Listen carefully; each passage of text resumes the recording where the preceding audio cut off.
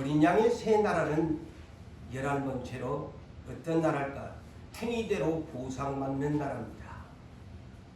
그래서 오늘 본문을 여러분들이 보셨지만 한마디로 하나님은 사람의 뜻과 마음을 살피시는 하나님, 각 사람의 행한 대로 갚아주겠다. 누가?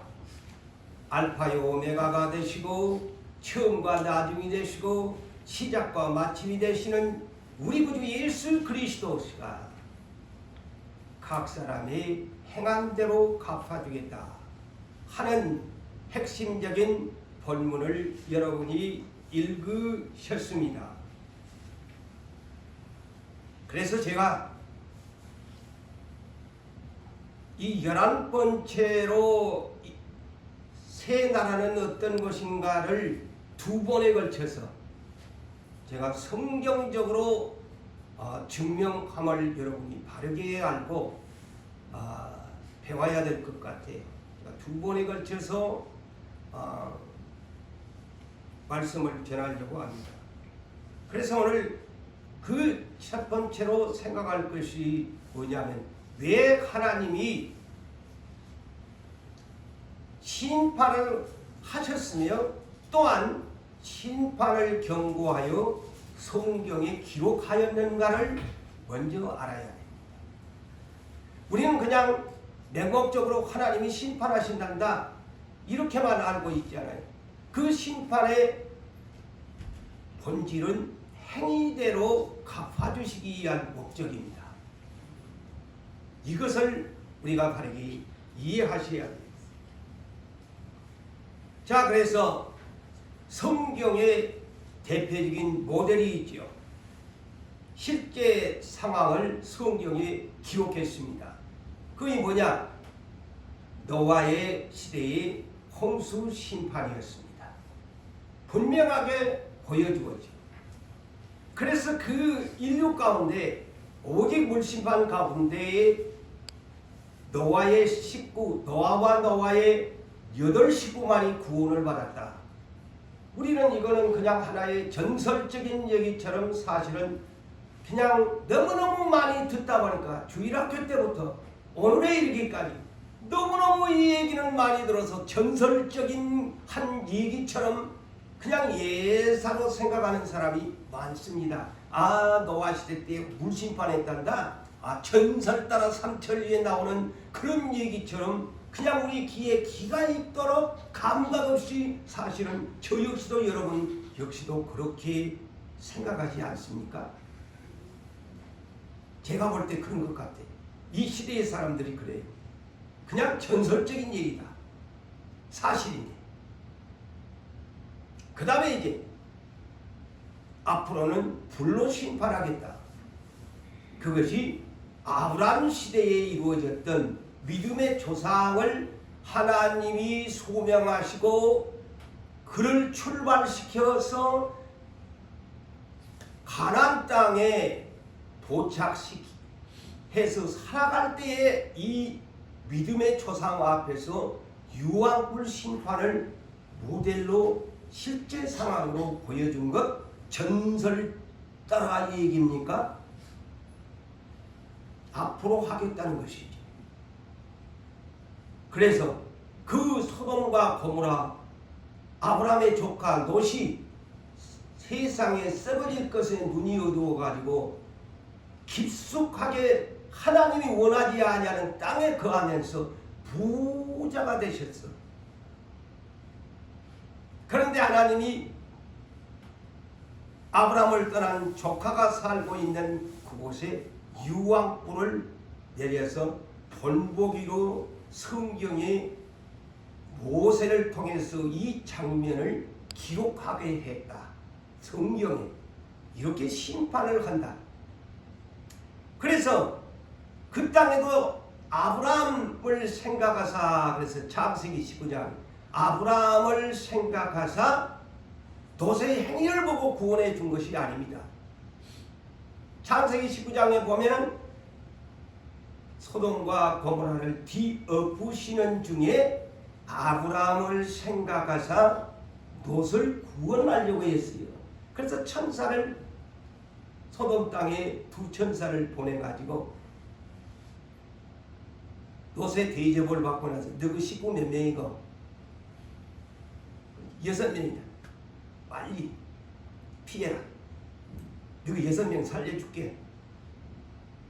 그런데 여러분이 아시는 대로 3명만 6명 중에 3명만 불구덩이에 안 들어가고 나머지는 사이 둘과 마누라 욕심 많은 롯에 쳐 돌아보지 마라 그래도 그놈의 그냥 욕심 때문에 미련미련 하다가 소금 기둥이 되었다는, 아무리 하나님이 구원해 주려고 해도 세상을 못 버리면 아무 소용이 없다는 이 진실을 아셔야 돼요. 아무리 하나님이 여러분을 선택해 주었어도 똑같은 얘기야. 이걸 꼭 전설적인 얘기로만 들으니까 문제지. 아무리 하나님이 여러분을 구원해 주고 싶어도 롯의 가족처럼 농담으로 듣는다든가 세상에 싸우는 것이 욕심이 많아가지고 저거 불타면 안 되는데 자꾸 하다가 버림받잖아요. 그래서 이런 교훈이 뭘까요? 세상에다가 쌓아놓으면은 못 버리면 롯의 철을 기억해라고 그러잖아요. 왜냐하면 나중에 그것 때문에 아까워서 저거 불타면 안 되는데 이거 인간의 본능이거든요. 누구든. 그런데 세상에 쌓아놓은 것이 별로 오는 사람은 미련할 것이 없어. 아이고 그냥 이렇게 빈몸뚱이로 왔으니까 빈몸뚱이로 가면 되는, 세상 생각할 겨를이 없어. 어서 그냥 하나님 앞에. 그래서 가난한 자를 선택했답니다. 미련 없이 가라. 야고보서 2장 5절에 왜 가난한 자를 선택한 줄 아냐? 믿음의 부여를 주기 위해서라고 말씀합니다. 그래서 가난한 자를 선택한 거예요. 부자는 못 버려. 욕심 때문에.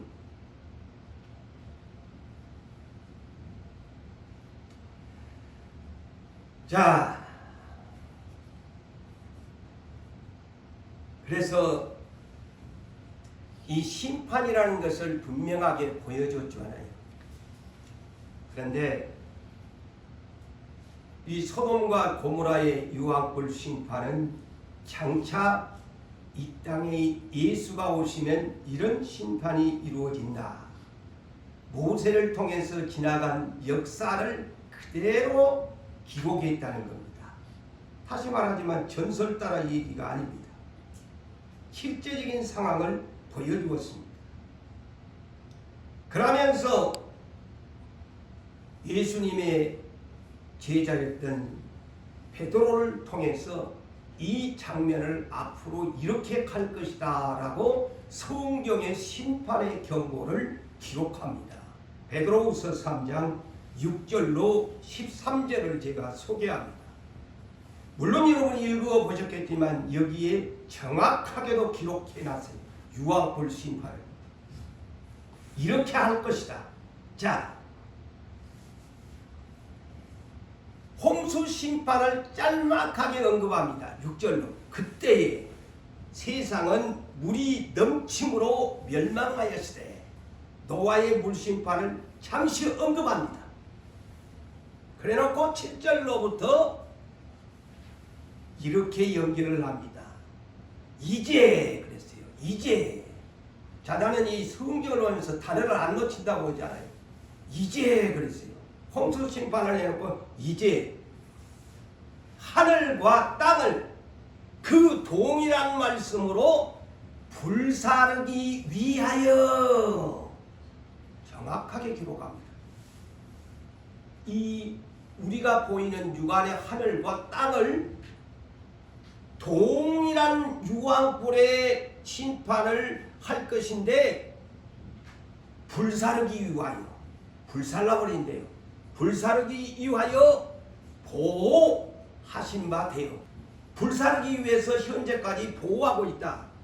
그런데 경건하지 아니한 사람의 심판과 멸망의 날까지, 심판과 멸망의 날까지 보존하여 두신 것이라. 보존해 두었대요. 예? 보호 아래 두시면서 심판과 멸망의 날 불살라버리기 위해서.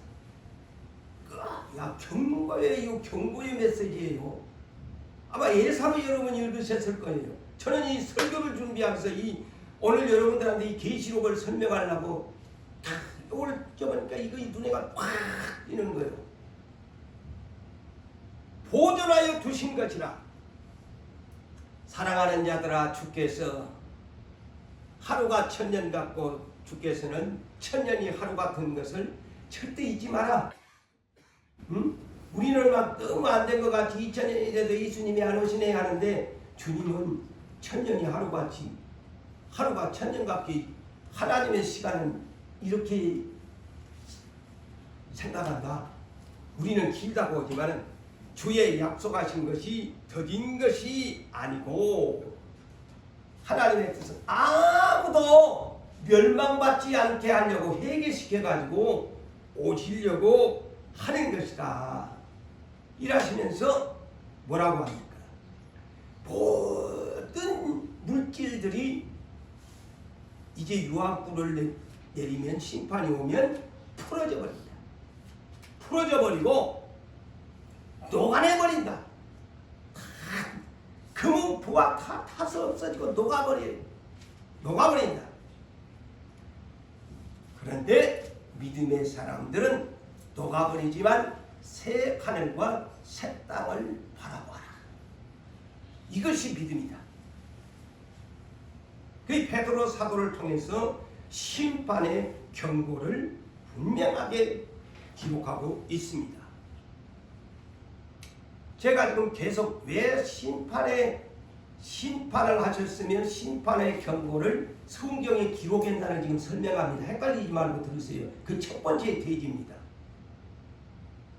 그래서 히브리서 9장 27절에도 한 번 죽는 것은 사람에게 정해진 것, 그 후에는 심판이 있으리라. 제가 지금 심판에 대해서 계속 얘기합니다. 놓치지 말고 들으세요. 한 번 죽으면 심판이 있으리라. 그 후에는 내가 이 땅에 사는 동안에는 심판이라는 자체를 우습게 여기는데 네가 호흡이 끝나지면 너는 지금 심판을 받아서 지옥으로 갈 건가 천국으로 갈 건가 분명히 결정된다. 그러면 심판은 어떻게 받나? 로마서 14장 10절에서 12절에 이렇게 기록합니다. 우리는 성경을 많이 알아야 돼요. 성경을 모르니까 심판을 우습게 여기는 거예요. 제가 잠시 계시록 6장에서 머물고 제가 브레이크 타임이라고 했지. 이게 하나님 뜻이에요. 계시록 8장에 내가 갈 수 있어요. 그렇지만 우리가 천국에 대한 개념을 성경적으로 바르게 이해하셔야 해요. 그래서 로마서 14장 10절에서 12절에 보니까 자, 너가 어찌하여 내 형제를 비판하느냐? 어찌하여 내 형제를 업신여기느냐? 참 우리들이 저나 여러분들이 이렇게 형제 비판하고 업신여기고 멸시하는 행위들을 많이 합니다. 그런데 이 말씀을 보니까 참 이거이 큰 죄다라는 것을 저도 느끼고 여러분도 느껴야 됩니다. 이 말씀을 하시면서 이거이 뭘까요? 네 함부로 네가 재판장이냐? 심판은 하나님이 하는데 왜 네가 이 형제를 보고 이래라 저래라 잘못했니 뭐랬니 자꾸 정죄에 쌓냐? 응? 그 욥도 마찬가지예요. 욥기를 읽고 계시면 그 형제들이 그렇게 욥을 정죄를 하잖아요. 그러니까 나중에 결국에 42장에 가서는 하나님이 그 세 사람을 욥 앞에 나와서 용서를 구하게 합니다. 그리고 제사를 드리게 합니다. 욕은 하나님이 알아서 할 일이고 그만큼 죄가 크다는 거예요. 우리가 다 하나님의 심판대 앞에 서리라. 근데 네가 땅에서 네가 심판하면 안 된다 이 말입니다. 서리라. 기록되었을 때 이것은 이사야 45장 23절을 인용한 말씀이죠. 기록되었을 때 이사야 45장 23절에 이렇게 말씀했다. 주께서 이르시되 내가 살았노니 그랬어요. 하나님이 살았노니 모든 무릎이 자 심판대 앞에 꼿꼿하게 설 줄 알지 모든 무릎을 꿇친대. 자 성경을 바르게 아셔야 돼요. 모든 무릎이 하나님 앞에 꿇어야 됩니다. 그리고 우리의 모든 혀가 하나님께 자백한다. 자백 스스로 불게 한다는 거죠. 그리고 이러므로 우리 각 사람이 자기의 일을 하나님께 직고하리라. 검사 앞에 가면 어느 사람도 발발발발 떨지요. 이렇게 된다는 겁니다. 무릎 꿇고 자백시키고 네 일을 이때까지 인생 산 거 더 하나님 앞에 직고해야 된다. 이실 직고하렸다. 지난날에 사또가 잡아다 놓고 이실 직고하렸다. 임금이 잡아다가 이실 직고하렸다. 그래. 그 말도 똑같은 말이에요. 그런데도 이 말이 전부 전설 따라 얘기로 사실은 전하 우리들이 그렇게 예사로 죄짓고 예사로 날마다 살잖아요. 이런 것이 몸속에 배면 하나님이 겁나서 못해요.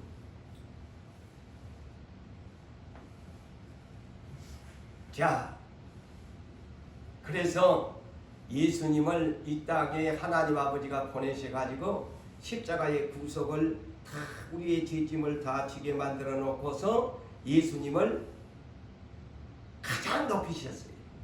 그 행위의 보상을 예수님이 제1호로 받지 않아요. 그래서 그 행위의 보상이 뭐냐? 빌보스 2장 9절로 11절. 자, 하나님이 예수님을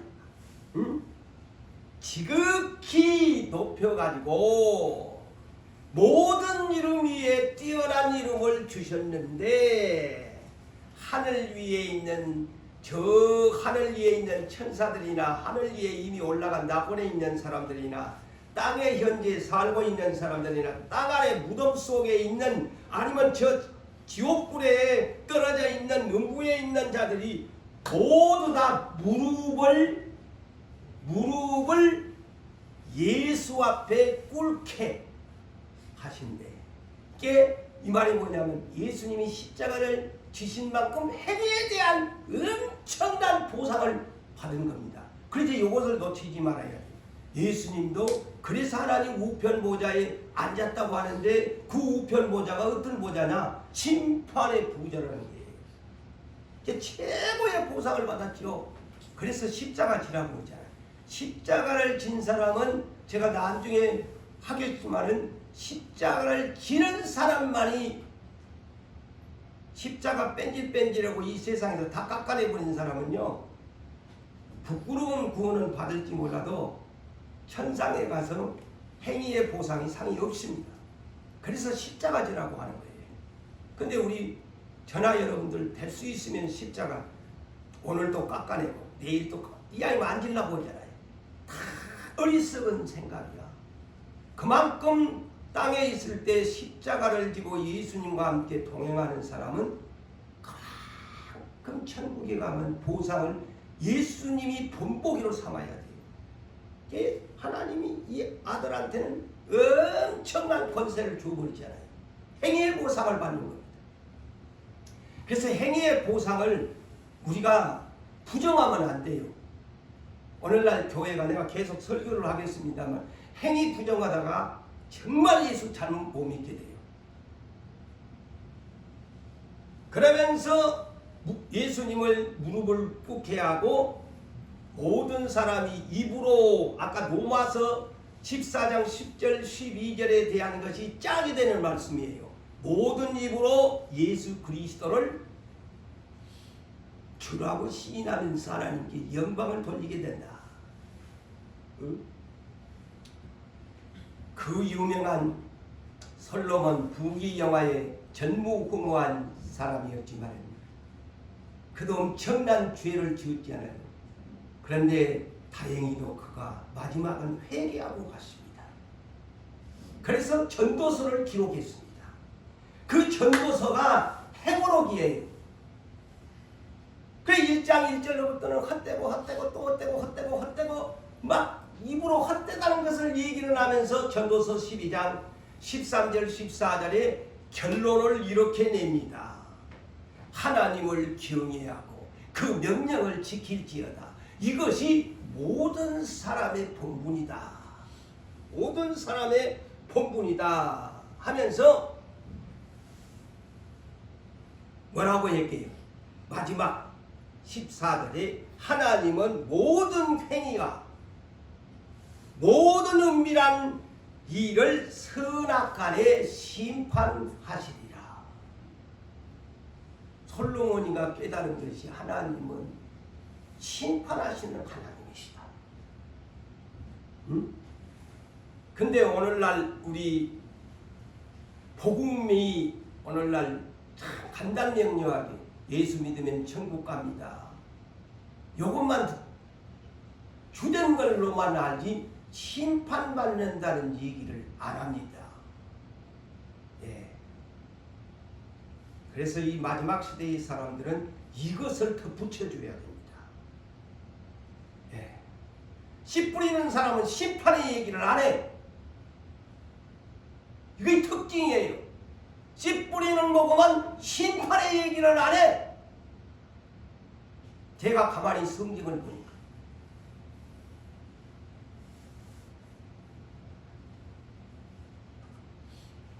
그래서 고린도후서 5장 10절에 사도 바울이 복음의 씨를 뿌리면서도 분명하게 하지 않습니까? 사도 바울은 복음의 씨를 뿌리는 전도자였어요. 그런데 심판에 대한 것 분명히 함께 병행합니다.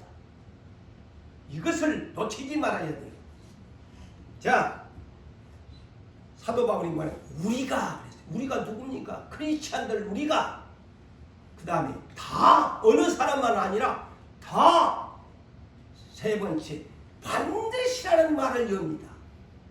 그리스도의 심판대 앞에 나타나게 되어 각각 하나님과 1대1로 이 말입니다. 각각이란 말은 각각 하나님 예수 그리스도의 심판대 앞에 1대1로 서서 선악간에 선을 행했는지 악을 행했는지 그 몸으로 행한 것을 받으려 함이라. 그 몸으로 어떻게 행했는가? 그런데 오늘날 이 행위를 부정해버리면 정말 그 사람 50%도 예수 제대로 못 믿게 만들어버리는 거예요.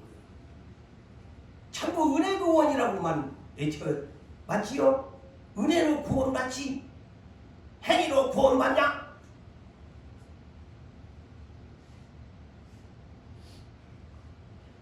자, 예수님도 산상수훈 마태복음 5장에서 7장까지의 그 유명한 산상수훈의 결론이 항상 제가 언급을 합니다. 마태복음 7장 21절로부터 27절에 그 간단 요약한다면 불법을 행하는 사람은 아무리 주여 주여 불러도 네가 귀신을 쫓아내고 애언을 하는 선지자고 능력을 많이 행하는 사람이라고 할지라도 네가 불법을 행했다면 도무지 나는 너를 모르겠다. 그게 누가 하는 말씀이요? 예? 근데 오늘날 이런 말씀은 개떡으로 한다니까. 심판한다는 거 아니에요. 불법자는 심판을 받는다. 그 다음에 네 인생을 70, 80, 100세까지 산다고 쳐서 네 인생의 공적의 집을 어떻게 지었나? 누구든지 나의 이 말을 듣고서 집을 짓는 사람은 지혜로운 사람인데, 이 중에 지혜로운 사람이 있고 어리석은 사람이 있는데, 내 말을 듣고도 너의 인생의 공적의 집을 짓는 어리석은 모래터 위에다가 집을 지은 사람이 있고 반석에다가 집을 지은 사람이 있는데, 반석에다가 집을 짓는 사람은 공적이 무너지지 않지만 모래터 위에다가 네 맘대로 지었으면 그것은 그냥 끝장나는 거다. 알아라. 그것이 산상수훈의 결론입니다. 누가? 심판주가 그렇게 했다니까. 이렇게 심판하게 된다고. 자, 베드로 사도가 베드로전서 4장 17절에도 이렇게 말씀합니다. 자, 심판이 어디에서부터 시작되냐? 예? 교회는 안 할 줄 알아. 근데 하나님의 심판이 어디부터 시작하느냐? 성경이 가르쳐줬어요. 지난달에도 있지. 저 에스겔 9장에도 나와 있어요. 구약은 내가 시간상 적어놓고 그 예언에 나타나요. 에스겔 9장. 베드로전서 4장 17절에도 하나님의 집에서 심판이 시작할 때가 되었나니, 하나님의 집에서. 개인적으로 우리는 하나님의 집이잖아요. 성령을 저는 모시고 있습니다. 또 교회적으로 하나님, 두 개의 집이잖아요. 몸뚱아리가 하나님의 집, 1대1로. 그 다음에 교회 공동체의 하나님의 집. 심판이 시작됩니다. 이 말이, 아이고 목사님 잘못 성경을 이해한 거 아닙니까? 제가 그러면 다시 변론적으로 성경을 하지요. 자, 하나님의 집이 하나님이 마음에 안 들면, 더러우면 솔로몬이 아무리 금으로 발라놨어도 이방인의 왕 느부갓네살 왕을 불러들여 가지고 완전히 파괴시켜버립니다. 짓밟아버립니다. 그게 심판입니다. 그리고 자기 백성 완전히 그냥 포로로 만들어버리잖아요. 하나님 앞에 드려지는 모든 성전에서 사용하는 기구들 우상 숭배하는 곳간에다가 쳐넣게 하나님이, 야 그거 필요 없어야 우상 옆에 던져버려. 그래서 느부갓네살이 자기 신전에다가 예루살렘에 뜯어온 그 모든 것들을 갖다가 넣어놨지 않아요. 그래, 하나님이 싫어하면 그까지가 그냥 쓰레기로 여겨본다니까. 쓰레기 덩어리로.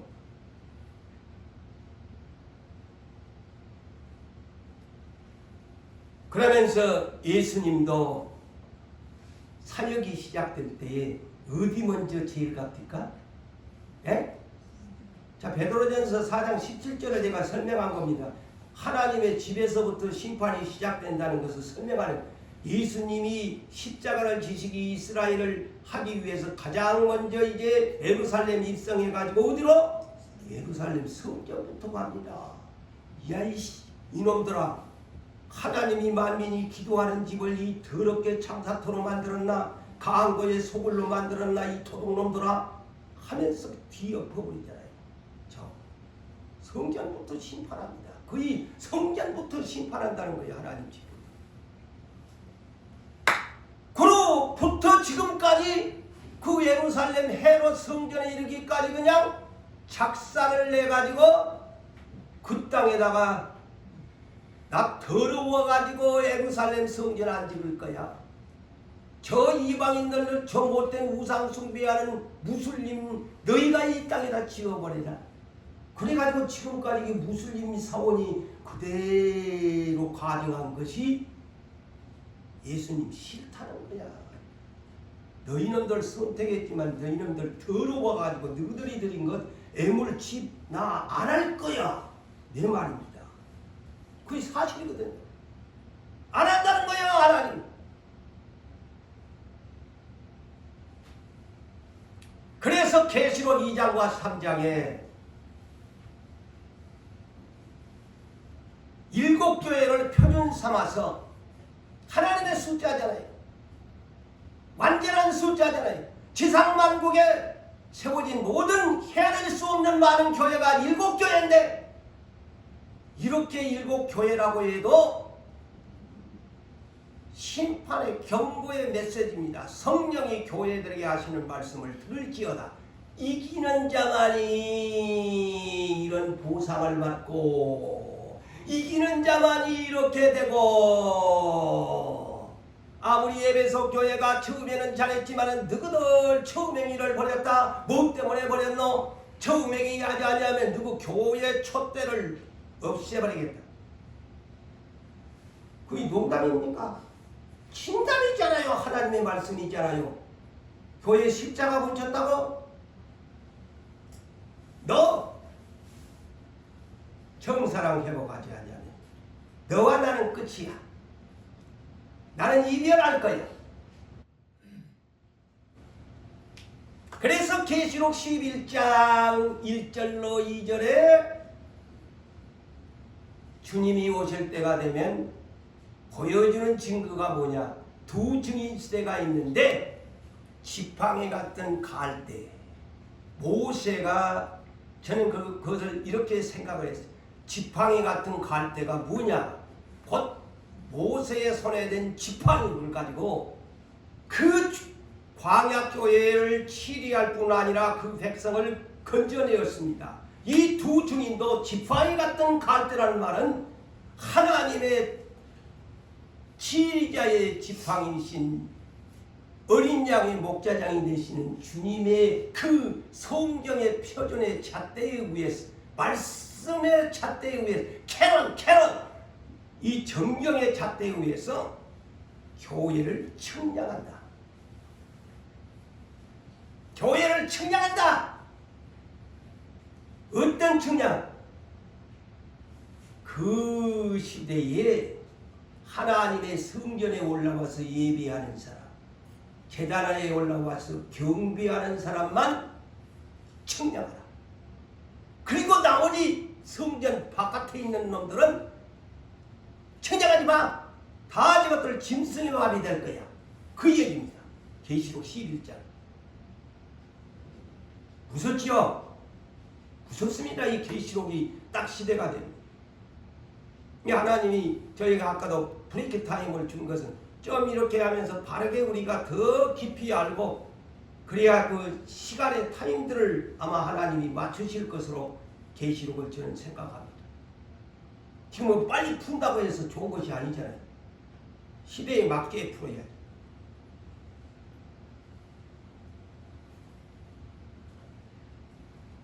자, 그래서 계시록의 결론이 20장 11절로 15절에 알아. 백보자의 심판이, 그래서 심판 얘기하잖아요. 백보자의 심판이 있다. 그래서 백보자의 심판에 뭐라고? 각 사람의 행위록에 기록한 대로 보세요. 행한 대로. 자, 행한 대로. 생명체계가 기록이 되었나? 이겨가지고 생명체계가 세상을 이겨가지고 그 이름이 그대로 있나? 아니면 그냥 주워버렸나? 그리고 네가 어떻게 행하는가를 그 책들이 펼쳐있는 가운데 심판을 하게 된다. 자, 오늘날 마지막 시대에는 이런 메시지들이 강력하게 외쳐줘야 정신을 차리죠. 농담으로 듣는 사람은 소돔과 고모라의 그 사람들처럼 되는 거요. 노아가 아무리 들어오라고 해도 개뿔 뜯어먹는 소리를 하네. 하늘은 멀쩡한데 무슨 비가 온다고 니나 잘해라. 니나 잘해라. 이러니까 안 되지. 니나 잘해라고 하니까.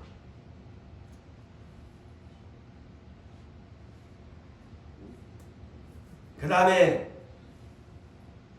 두 번째로 이제 심판에 대한 것은 어느 정도 이 성경적으로 제가 증명을 했으니까 두 번째는 뭘까요? 구약 시대를 초림 메시아가 구약 시대를 간접적 심판을 하셨습니다. 추수로 하셨다는 거야. 응? 야곱의 12아들 곧 야곱의 이름이 이스라엘, 이긴 자의 이름이죠. 근데 그 이긴 자에게서 12아들 12지파를 광야교회를 만들어서 이스라엘을 건국하게 만듭니다. 자, 이들도 때가 되니까 초림 메시아가 심판을 하셔야 했어요. 꼭 이것을 놓치지 마세요. 그 꼭 하늘에서 불덩이가 떨어져야만 심판을 했나? 아닙니다. 간접적인 이스라엘을 심판해버렸습니다. 끝나버렸습니다. 이거 하나님의 이 신구약을 읽어보면 그 중간지대의 이 사실을 알아야 합니다. 자, 누가복음 13장 23절에서 30절에 대한 말씀을 제가 하죠. 자, 어떤 사람이 그 실제 상황의 내용이지요. 이거 뭐 어떤 환상적인 얘기도 아니고 어떤 사람이 예수님을 찾아와 가지고 주여 구원을 받는 자가 적으니까 이렇게 질문합니다. 그러자 주님이 뭐라고 했습니까?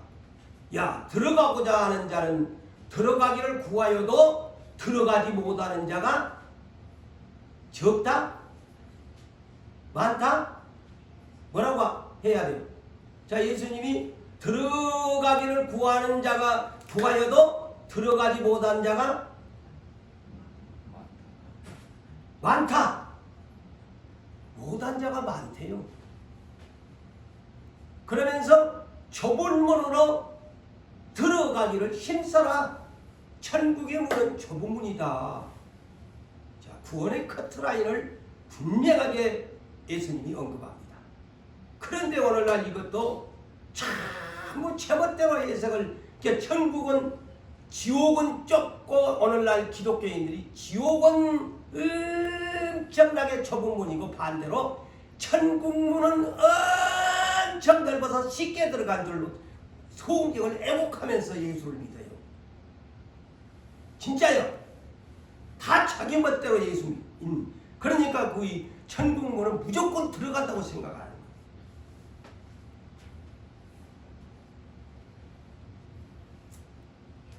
그러면서 주님이 이렇게 들어가는 자가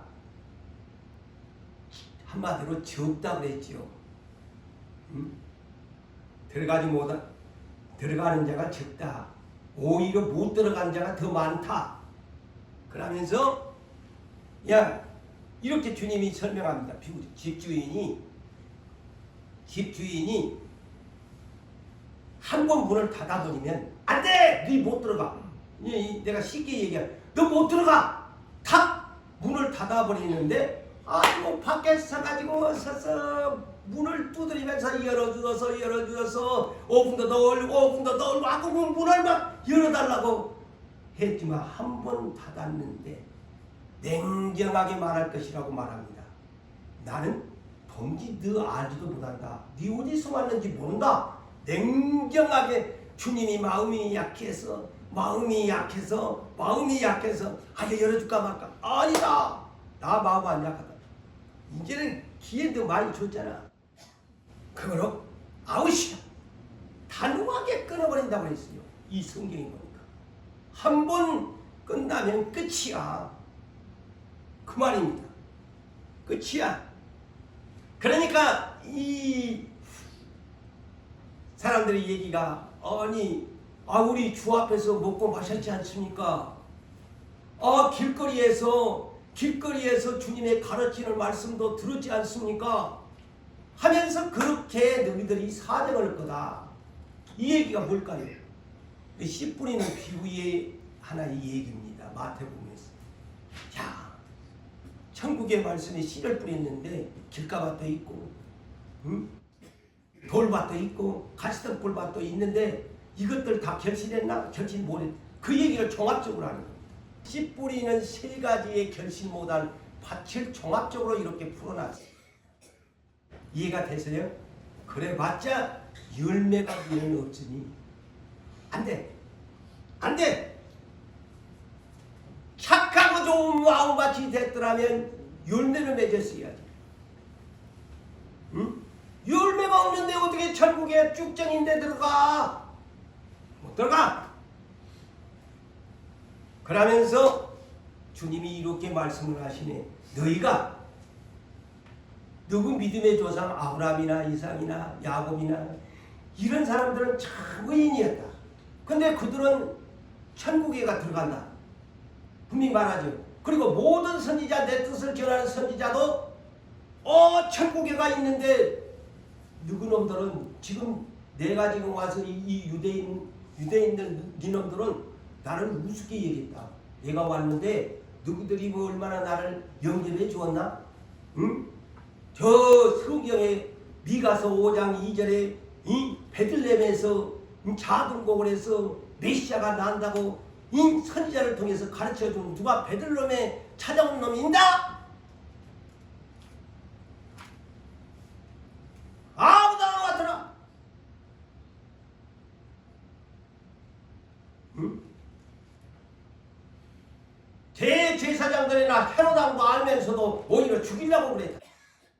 할 말 없잖아요. 다 전설 따라야. 전설 따라. 전설 따라 삼천 이 얘기만 들었던 사람들이에요. 여러분들도 마찬가지야. 지금 고재훈 목사가 10변을 목이 아프게 해줘도 설마 나는 그러겠나? 그러면서 주님이 누가복음 13장을 하면서 이스라엘을 추수할 것을 말하잖아요. 에? 그러면서 뭐라고 해요? 너희 놈들은 다 한마디로 쫓겨날 거다. 슬피 울며 이를 갈미 있는 것으로 지옥에 떨어진다고 하잖아요. 에? 분명히 예수님이 그래요. 유대인들 너희들은 지옥불에 아브라함이나 이삭이나 선지자들은 가는데 너희 놈들은 여기서 이미 심판해버린 겁니다. 심판한다고 그랬잖아요. 심판했어요. 북동이는 안 들어왔지만 그들의 육체와 영혼은 끝나버린 겁니다. 그래서 내가 간접적인 심판이라고. 직접 예수님이 오셔가지고 판결을 내려버리잖아요. 그러면서 배 아픈 소리를 예수님이 합니다. 너희들은 슬피 울며 이를 가는 곳으로, 이를 뜩뜩 가는 곳으로 쫓겨나는데, 반대로 앞으로 복음이 전해질 거야 되는데, 동서남북 사방으로부터 이방인들이 와서 하나님 나라의 잔치에 참여하리라. 어머나 배가 그냥 아파서 그냥 사돈이 논 사람은 배가 아픈다는 소리를 예수님이 하는 거야.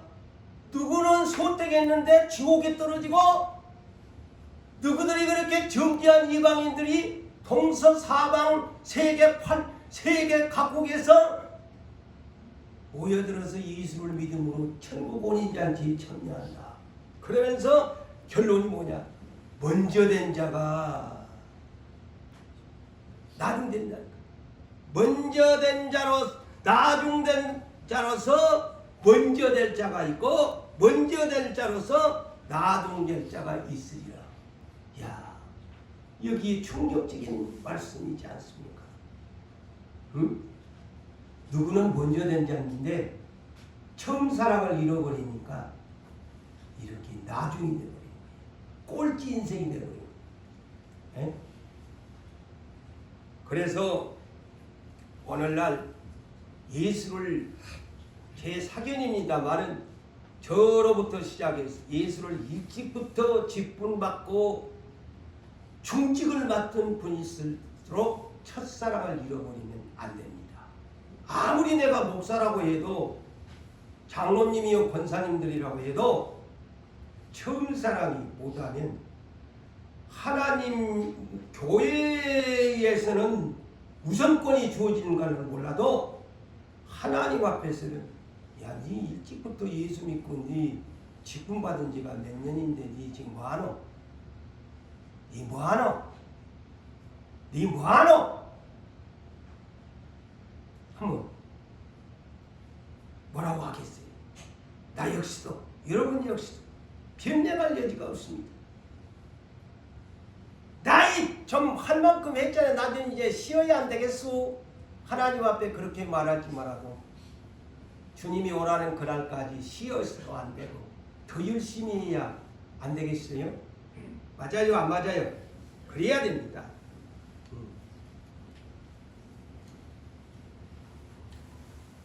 그래서 예수님이 이스라엘을 심판하려고 초림 예수는 이스라엘을 심판하려고 오신 겁니다. 그리고 이방인에게 복음으로 다시 시작하기 위해서 오신 거예요. 아시겠어요? 저는 성경을 그렇게 풀어갑니다. 제 말을 들어보면 오, 그렇구나. 창세기 3장 15절로부터 여자의 후손이 와서 여자의 후손이 오게 될 것이라. 그래서 마태복음 1장 1절에서 17절까지 아브라함의 자손, 다윗의 자손, 예수 그리스도의 계보라 해가지고 예수님이 41대의 유다 지파의 요셉을 통해 가지고 42대 만에 메시아 예수님이 오시게 됩니다. 그 아브라함의 자손으로서 약속한 대로 여자의 후손이 마침내 왔어요. 성령으로 잉태돼가지고. 그래가지고 그의 나이 30세에 하나님이 소명하시니까 세례를 받고 나서 그가 본격적으로 첫 마디가 뭐였어요? 회개하라, 천국이 가까웠느니라. 세례 요한만 그런 것이 아니고 예수님의 첫 복음의 소식이 회개하라, 천국이 가까웠느니라. 근데 오늘날 맹인하는 사람들한테 회개하라, 천국이 가까웠느니라고는 회개하라 그러니까 기분 나빠요, 안 나빠요? 기분 나빠요. 느닷없는 사람이 와갖고 나한테 회개하라, 천국이 가까웠느니라고 그 감정이 잘못받으면 내가 뭐 잘못했는데 나보고 회개하라, 천국이 가까웠다고 하느냐, 이렇게 말할 거예요. 근데 예수님의 첫 메시지도 회개하라, 천국이 가까웠네. 세례 요한 길잡이도 회개하라, 천국이 가까웠대. 그게 메시지예요. 그게 뭐냐? 심판을 뜻하는 말인 것입니다. 제가 깨달은 거예요. 그래요. 심판을 뜻하는, 심판을 지금 하겠다. 자, 예수님의 길잡이였던 세례 요한이 마태복음 3장 8절로부터 이스라엘의 추수를 경고합니다. 자, 심판의 때가 왔다. 초림 메시아가 심판할 것이다. 뭐라고 합니까?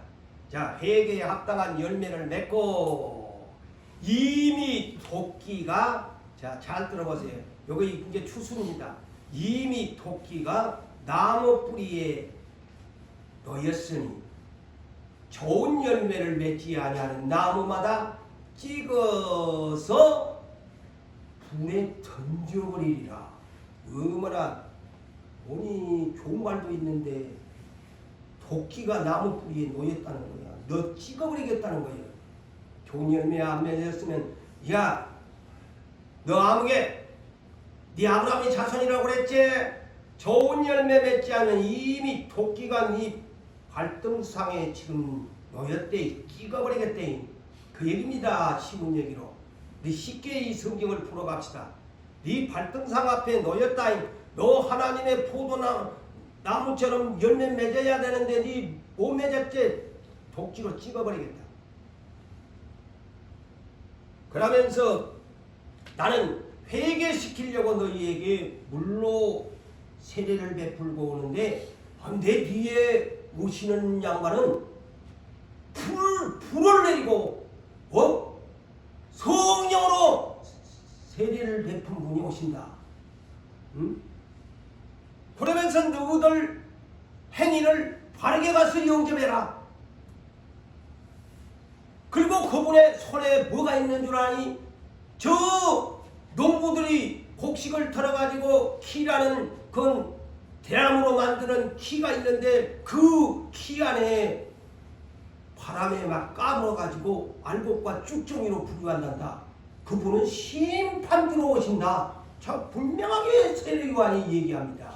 선의 키를 들었는데 자기의 타작마당을 정하게, 자기 타작마당이 뭐야? 추수한다는, 추수마당에 있는 것 전부 도리깨로 두들겨 패가지고 막 껍데기하고 알구하고 뒤섞인 것 키 안에다 이어가지고 바람에 까불 해가지고 바람에 날아가는 것은 쭉정이고 알곡은 그 키 안에 있는데 그것은 곳간에 이었고 날아가 버린 것은 불에 그냥 튀어버리겠다. 예수님이 심판주라고 하잖아요. 우리는 참 보편적으로 예수의 복음만을 전했어요. 오늘 아까 씨 뿌리는 데는 아까도 얘기. 근데 예수님이 실질적인 이런 얘기들은 복음에 별로 인용 안 됐어요. 근데 제자들한테 요한복음 4장 30 그러니까 시대적으로 눈이 띄는 나는 이런 것에 눈이 띄고 씨 뿌리는 사람은 그 짝으로만 씨가 보이는 거야. 자, 요한복음 4장 35절에서 38절을 보니까 제자들을 향해서 야 아브라함한테 눈을 들어 동서남북을 바라보라 그러는데 제자들한테는 어떻게 했는 줄 알아요? 너희 눈을 들어 밭을 보라. 예? 아브라함은 동서남북을 눈을 들어서 조카가 싹 차지해 보니까 서운하지? 그러지만 서운하게 생각하지 마. 난 이 동서남북 바라본 대로 줄게. 그런데 제자들한테는 뭐라 그러냐? 너희 눈을 들어서 밭을 보라. 이 밭이 뭐야? 이스라엘 밭을 보라는 거예요. 이스라엘 밭을 보라. 휘어져 그랬어요. 휘어져. 이거 뭐냐면 곡식이 익어가지고 고개를 숙여가지고 휘어져 거두게 되었나. 자, 추수를 얘기합니다. 응? 휘어져서 고개를 확 숙이고 추수할 때가 되었으니 그러면서 제자들한테는 뭐라고 합니까? 내가 너희로 너희로 노력하지 아니하는 것 누구들이 씨 뿌리지 않았다. 그 얘기입니다. 너희가 노력하지 아니하는 것 씨 뿌리지 아니하는 곳으로 너희를 보내노니. 보십시오. 이거 추수꾼입니다. 시대적 사명자입니다. 제자들이. 네. 그런데 오늘날 복음은 전부 씨 뿌린 쪽으로만 하잖아요. 근데 제자들의 사명은 두 가지입니다. 복음의 시작을 알려주고 이스라엘의 추수꾼이에요. 노력하지 아니하는 씨를 거두러 보내었노니 다른 사람들은 노력했다. 다른 사람 노력했다는 뭘까요? 선지자들과 이스라엘의 그 많은 사람들이 이 이스라엘 나라에 얼마나 씨를 많이 뿌렸노. 그 얘기입니다. 노력했는데 누구들은 씨 뿌리도 안 했는데 그들이 뿌려놓은 노력한 그 이스라엘 땅에 너희가 참여하게 되었다. 그래서 그게 은혜라는 거예요. 시대적 부름에. 누구는 추수꾼이다. 주님이 직접 제자들에게는 쉽게 얘기합니다. 추수할 것은 많되 일꾼이 적으니 그러므로 추수하는 주인에게 청하여 추수한 일꾼들을 보내주소서. 그렇게 기도를 해라. 제자들의 사명이 뭔지를 가르쳐줍니다. 여기는 이스라엘의 추수꾼이고 이방인들에게는 복음을 전해주는 사명이다. 이겁니다. 이렇게 두 가지 병행을 시켰어요. 누가복음 10장 1절로 2절에도 보면요. 별도의 70인의 제자들에게도 주님은 제자들에게 하셨던 이 말씀을 똑같이 추수할 것은 많이 있는데 일꾼이 적으니까 주인에게 청하여 추수할 일꾼들을 보내주소서 하라. 그래서 제가 이 말씀을 드리는 것은 뭐냐? 예수님의 초림은 이스라엘을 추수하기 위해서 왔다. 율법 시대의 모든 이스라엘을 추수하면서 이제 만국의 구원자로 오셨다. 그러면서 다시 예수가 떠나시면서 이제 이스라엘의 추수는 끝났고 이제 만국을 추수할 그런 재림의 날이 오게 될 거다. 복음을 받아들여라. 온 세계여, 이스라엘은 지난날에 이 기쁜 소식을 했는데 추수할 것이 많은 이스라엘은 이제 끝났다. 복음으로 시작되어야 된다. 그래서 사도행전 1장 8절로 통해서 뭡니까? 8절로 통해서 세계로 보내잖아요. 이스라엘의 추수는 끝났고 오직 성령이 임하시면 권능을 받아 예루살렘과 유대와 사마리아와 땅끝에 이르러 내 증인이 되어야 한다. 그러면서 하늘로 올라가시면서 뭐라고? 내 다시 올게, 구름 타고 다시 올게. 그때는 모든 민족이 또한 통곡하는 날이 될 거다. 그게 뭘까요? 심판의 날, 통곡하는 날이 될 것이다. 그래서 이스라엘의 12지파를 초림이 추수를 해버린 겁니다. 그래서 초대교회를 다시 12제자를 비롯해서 120사람으로 다시 복음을 시작하게 된 배경이 됩니다. 그래서 복음을 시작했으니까 또 온 땅에 씨를 뿌렸으니까 거두러 오셔야지. 거두러 오셔야지. 그래서 제2의 인류 심판이 엄청난 무서운 진짜 유황불의 심판이 우리에게 기다리고 있다 라는 사실을 여러분들이 아셔야 됩니다. 그래서 이스라엘 저 민족도 율법 시대의 모든 것을 다 추수해버렸고 다시 그들도 복음으로만 받아들인 사람은 이제는 아무리 무효요 통곡의 벽에 가갖고 막 지금도 막 그러던데 엊그저께도 내가 이스라엘 예루살렘을 보니까 막 해교 사원을 보여주면서 그 밑에는 막 쪽지를 써가지고 막 검은 막 납비들 막 검은 옷을 입고 가서 막 그래서 저 쓰잘데기 없는 일만 하고 있는 거야. 복음을 받아들여야 되는데 그 율법 시대 그대로 그냥 막